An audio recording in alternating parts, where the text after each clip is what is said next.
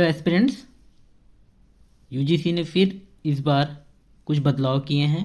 जैसा कि वो हर बार कुछ ना कुछ बदलाव करती रहती है, तो 3 कुछ बदलाव यूजीसी ने या कह दें अपडेट किया है, जो कि आपके लिए जानना बहुत ज़रूरी है फॉर्म भरने से पहले।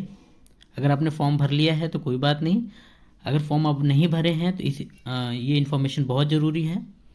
पहली चीज़ कि जो Maulana Azad national fellowship scheme for minorities है, वो इस बार से क्या है, डिसकंटिन्यूड हो जाएगी, मतलब इस बार ख़त्म हो जाएगी।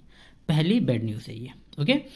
बट जो ओबीसी और एससी को जो स्कॉलरशिप मिल रही थी वो कैरी ऑन होगी, ओके। ये भी कब तक कैरी ऑन होती है वो देखने की ज़रूरत है।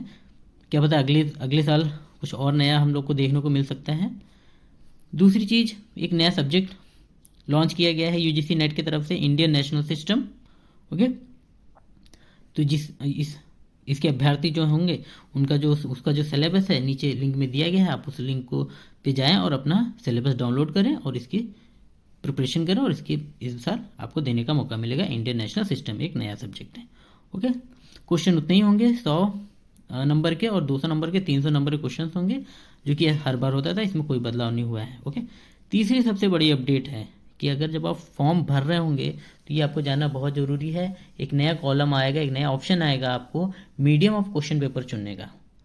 तो ये बहुत ध्यान से देखिए, सुनिएगा कि अगर आप इंग्लिश लैंग्वेज चूज़ कर रहे हैं तो जो क्वेश्चन पेपर आएगा, आप जब बैठेंगे, जब एडमिट कार्ड के बाद जब क्वेश्चन पेपर, जब आप एग्ज़ाम में बैठेंगे एग्ज़ाम हॉल में, तो अगर आपने इंग्लिश ऑप्शन चूज़ किया है तो क्वेश्चन पेपर जो होगा वो इंग्लिश में ही होगा, केवल इंग्लिश में होगा। लेकिन अगर आपने हिंदी में चूज़ किया है, इस समय हिंदी ऑप्शन चूज़ किया है, तो जो आप क्वेश्चन पेपर आएगा वो दोनों ही लैंग्वेज में आएगा, यानी बाईलैंग्वेज आएगा।